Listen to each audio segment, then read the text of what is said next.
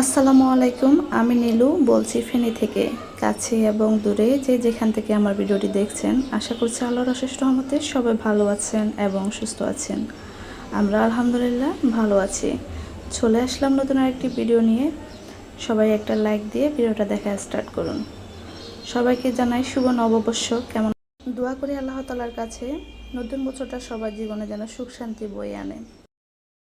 তো এখানে হচ্ছে তেলের জারগুলো রাতে ধুয়ে ক্লিন করে রেখেছি, এখন শুকিয়ে গেছে। তো এটাতে হচ্ছে আমি তেলগুলো রিফিল করে নিচ্ছি। যেহেতু প্রতিদিন এগুলো ধোয়া হয় না, মানে উপর দিয়ে হচ্ছে মুছে দিয়ে আর কি, ভিতরে আর ধোয়া হয় না। তো রান্নাঘরের পাশে থাকে তো সব সময় একদম তেল কাজটা লেগেই থাকে। তো যাই হোক, এখন হচ্ছে আমি ঢালতে গিয়ে একটু সয়াবিন তেল পড়ে গেছে, তো পরে হচ্ছে এটাকে মুছে নেব আর কি। যেহেতু 5 লিটারের বোতল থেকে ডালছিলাম, তো সেই জন্য একটু পড়ে গিয়েছে। নববর্ষের দিন কী কী রান্না করলাম আজকে সেটাই আপনাদের সাথে শেয়ার করতে যাচ্ছি। তো প্রথমে এখানে কিছু মসুরের ডাল হচ্ছে আমি একটু সিদ্ধ করে নিয়েছি। খুবই অল্প পরিমাণে পানি দিয়েছি, তো পানিটা একদম টেনে গিয়েছে, ডালটাও আমার প্রায় সিদ্ধ হয়ে আসছে। তো এর মধ্যে এখন আমি একটু হলুদ গুঁড়া দিলাম, সাথে একটু লবণ দিলাম, আর হচ্ছে একটু ম্যাগি মশলা দিয়ে এটাকে একটু নেড়ে ছেড়ে আবার হচ্ছে ঢাকনা দিয়ে ঢেকে রাখবো। কারণ চুলার আঁচটা একেবারে কম ছিল, লো, তো সেই আঁচে হচ্ছে আমার ডালটা সিদ্ধ হয়ে গেছে প্রায়। তো আমি এটাকে আবারও ঢাকনা দিয়ে ঢেকে রাখবো কিছুক্ষণের জন্য। এখানে হচ্ছে সিলিন্ডারের চুলায় আমি মুরগি মাংসটা বসিয়ে দিয়েছি। আমি আজকে ঘুম থেকে একটু লেটে উঠেছি, মানে শরীরটা তেমন একটা ভালো ছিল না, তো সেই জন্য উঠতেও ইচ্ছে হচ্ছিল না। তো ভাবলাম যে পরে হচ্ছে সিলিন্ডারে রান্না করে নেব, যেহেতু সকাল 7টার মধ্যে গ্যাস চলে যায়, লাইনের গ্যাস, তো সেই জন্য আর কি আমি ঘুম থেকে একটু দেরিতে উঠছি। এই যে হালকা একটু চুলা জ্বলতেছে, তো সেই চুলাতে হচ্ছে আমি ডাল সিদ্ধ করলাম, ভাত করলাম, এরপর হচ্ছে আমি আলু সিদ্ধ বসিয়ে দিয়েছি। যেহেতু আজকে নববর্ষ, তো সেই কারণে ভাবলাম 2 ধরনের ভর্তা করি। আজকে একটা নিত্য নতুন আইটেম আপনাদের সাথে শেয়ার করতে যাচ্ছি। এটা আমি আগে কখনো ট্রাই করি না, আজকে প্রথমবার ট্রাই করতেছি, সেটা আপনাদের সাথে শেয়ার করতেও যাচ্ছে। যাই হোক, এখানে ছোট মাছ নিয়েছি, ধুয়ে কেটে পরিষ্কার করে। তারপর হচ্ছে এর মধ্যে দিয়ে দিলাম আমি পেঁয়াজ কুচি, আদা পেস্ট আর রসুন পেস্ট দিয়ে দিলাম। আদা পেস্ট আমি হাফ চামচ দিলাম, আর রসুন পেস্ট আমি প্রায় 1 চামচের মতো দিয়েছি। তারপর হচ্ছে সাথে একটু লেবুর রস দিয়ে দিচ্ছি। এই লেবুগুলো একদম চিপলে হচ্ছে রস টোটালি বের হয় না, তো আমি অনেক কষ্ট করে হচ্ছে একটু রস বের করে নিলাম আর কি।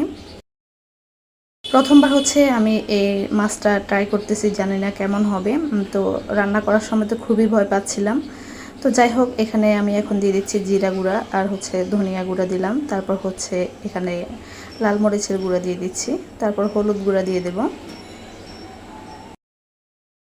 এখানে আমি স্বাদ মতো লবণ দিয়ে দিচ্ছি। লবণ দিতে একটু ভয় হচ্ছে, জানি না লবণটা বেশি হয়ে যাবে কিনা। তো যাই হোক, তারপর দিয়ে দিচ্ছি ম্যাগি মশলা। ম্যাগি মশলা না দিলে তো আমার একদমই হবে না। তারপর এখানে আমি গরম মশলার গুঁড়া দিয়ে দিলাম। এই গরম মশলা গুঁড়া দেওয়ার কারণে এত পরিমাণে টেস্ট আসবে আর গ্রানটা সে আসবে, মানে প্রচুর গ্রান হবে আর কি। তারপরে এখানে আমি গরম করে রাখা তেল দিয়ে দিচ্ছি। আমি মানে কাঁচা তেলটা ইউজ করি না, যদি গন্ধ বের হয় আর কি, সেই জন্য। তো ম্যাগি মশলাটা আমি আবারও দিয়ে দিচ্ছি। সবগুলো উপকরণ দিয়ে আমি এটাকে ভালো করে মেখে কিছুক্ষণ 2 ঘন্টার মতো আমি নর্মাল ফ্রিজে রেখে দেব। হাতে সময় থাকলে রেখে দিলে হবে, আর যদি সময় না থাকে তাহলে এমনিতেও দিয়ে দেওয়া যাবে। তেলের পরিমাণটা কিন্তু আমি বেশি দিয়েছি। তো যাই হোক, এখানে হচ্ছে আমি কিছু পেঁয়াজ ভেজে নিচ্ছি, যেহেতু ভর্তা তৈরি করবো সেই জন্য। আচ্ছা আচ্ছা, আমার আপু ভাইয়াদের উদ্দেশ্যে একটা কথা বলি। সবাই বলেন তো, নতুন বছরে ইলিশ মাছ না খেলে কি মানে বছরটা শুরু হবে না? সবাইকে দেখতেছি একদম ইলিশ মাছ নিয়ে একদম উঠে পড়ে লেগেছে। আচ্ছা যাই হোক, আমি আমার হাজব্যান্ডকে বলেছিলাম আনার জন্য, তো উনি একটু অসুস্থ, সেজন্য বাজারে যেতে পারে নাই। আর তাছাড়া ইলিশ মাছের যে পরিমাণ দাম, তো একদম সাধ্যের বাইরে, তো সেজন্য ভাবলাম যে ইলিশ মাছ ছাড়াও তো অন্য কিছু দিয়ে হচ্ছে নতুন বছরটা পালন করা যায়, তাই না? তো সেই জন্য আমি হচ্ছে আজকে এই মাছের চচ্চড়িটা করবো আর কি।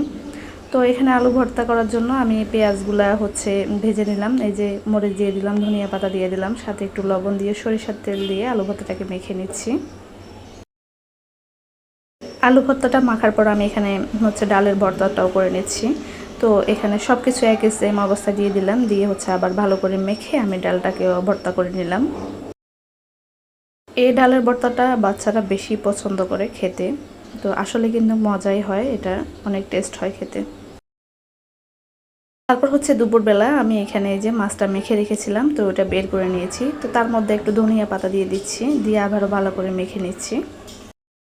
বিশ্বাস করেন এটা থেকে এত পরিমাণে স্মেল বের হচ্ছে, মানে রান্না করার আগে হচ্ছে খুব স্মেল বের হচ্ছে আর কি।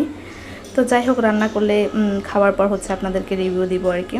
তো এখানে ফয়েল পেপার নিয়েছি, একটা ফ্রাই প্যানের উপরে হচ্ছে ফয়েল পেপারটা বিছিয়ে তারপর হচ্ছে আমি মাছটাকে ঢেলে দিচ্ছি।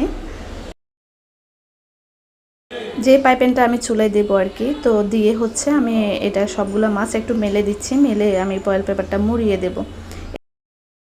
এই রান্নাটা যদি কলাপাতা দিয়ে করা যায় তাহলে কিন্তু আরও বেশ লাগতো।